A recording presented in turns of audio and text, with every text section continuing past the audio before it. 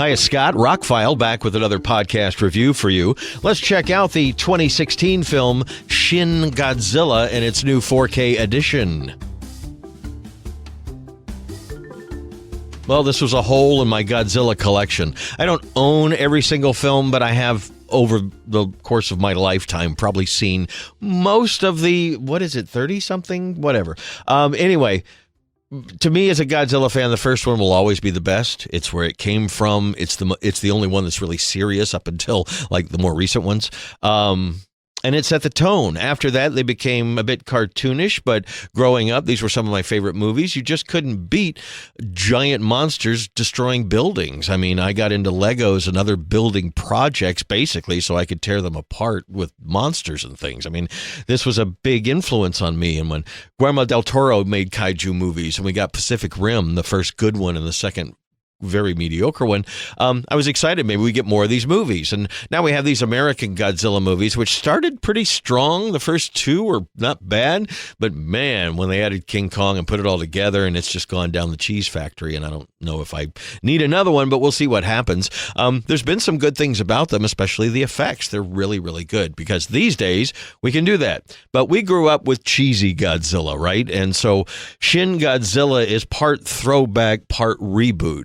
I'm seeing this after seeing Godzilla -1, which is a movie I really respect.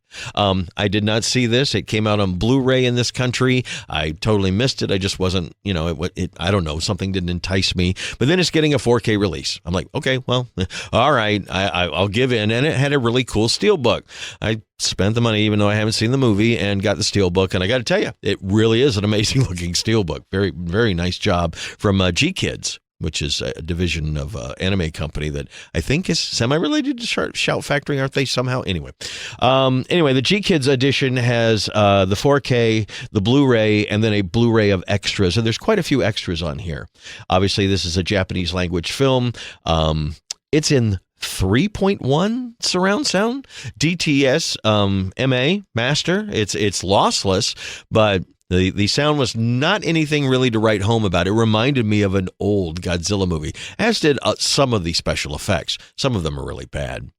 The biggest thing about Shin Godzilla, and I don't want to get into spoilers because a lot of people haven't seen this movie, is temper your expectations. It's 2 hours. It could have been easily 90 minutes, easily. The people part goes on too long. The biggest complaint about old Godzilla movies is the people parts, you really had to sit through them. They were terrible to get to the action. And there was more kaiju action than people part most of the time in a lot of those cheesy movies. Sometimes there are a few of those classic Godzilla movies that the people parts, I keep calling them that. That's the part that doesn't have people in giant suits destroying things. Some of them are passable. Some are good. Most of the time, you like those movies based on how much action there was. Talking to a buddy of mine, Al, today, he really liked Final Wars. And I'm like, yeah, that one's got some great action in it. I like Destroy All Monsters. That one's got some great action in it.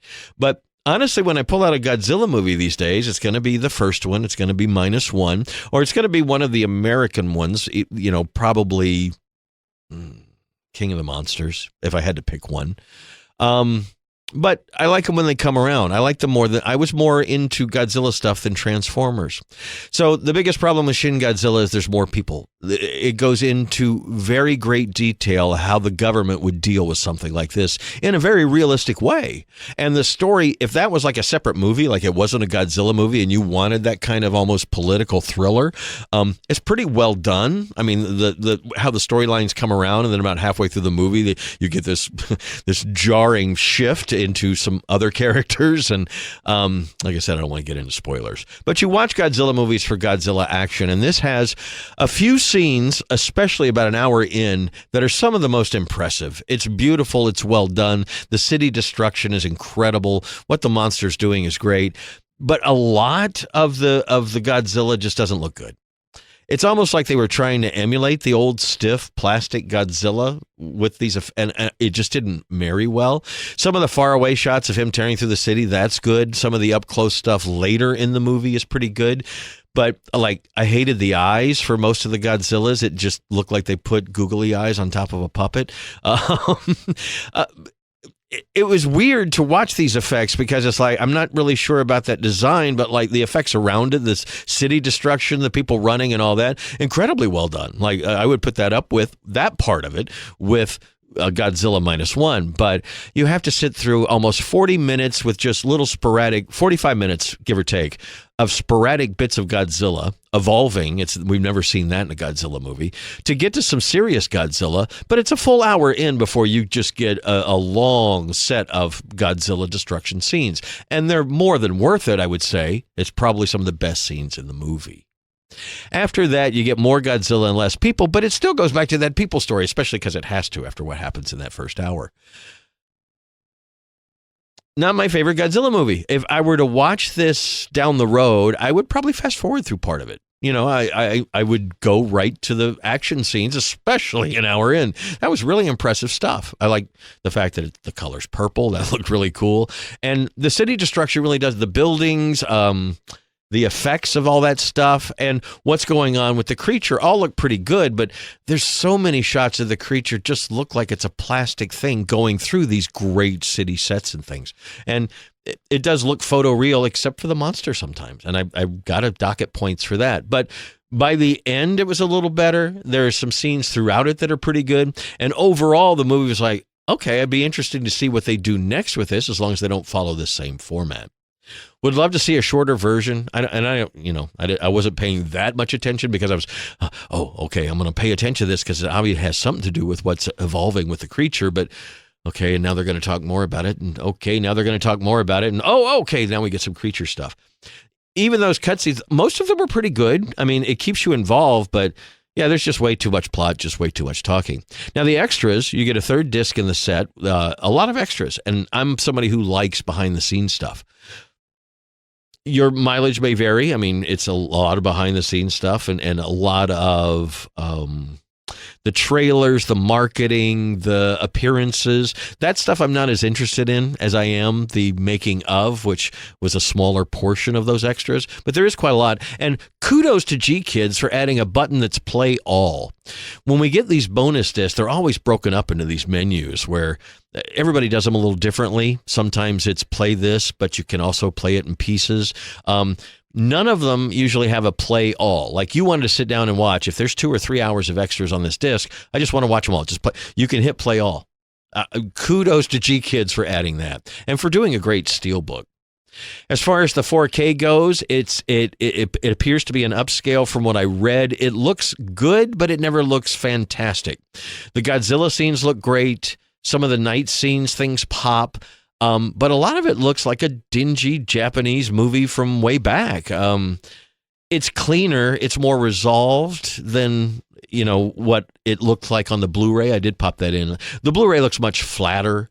There are some color things that pop and that are richer in watching the 4K. It does have HDR10 encoded, but it's not a particularly bright transfer. And again, the 3.1 sound, it did light up all 5 of my 5.1 speakers in the subwoofer, even though it was a 3.1, but most things were up front. It was okay. It really needed a bombastic soundtrack to bring some of that stuff home. My subwoofer was engaged for a few things. There were a few things of the tail hitting the ground or a building. They try and collapse quite a few buildings on him at one point. That rumbled a bit, but it wasn't as impressive as like the U.S. stuff or even Godzilla -1.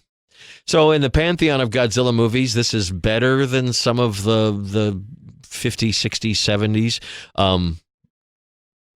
The action part, but the talking part was just, you have to be ready for. And like I said, it's not bad. It's not like the acting is good, what they're talking about, and the fact that these are all politicians trying to deal with a giant monster. At first, they don't even want to believe it. It can't be a giant monster. And then they get footage of a tail. Well, is that footage real? I mean, it's very modern for a movie that's 9 years old.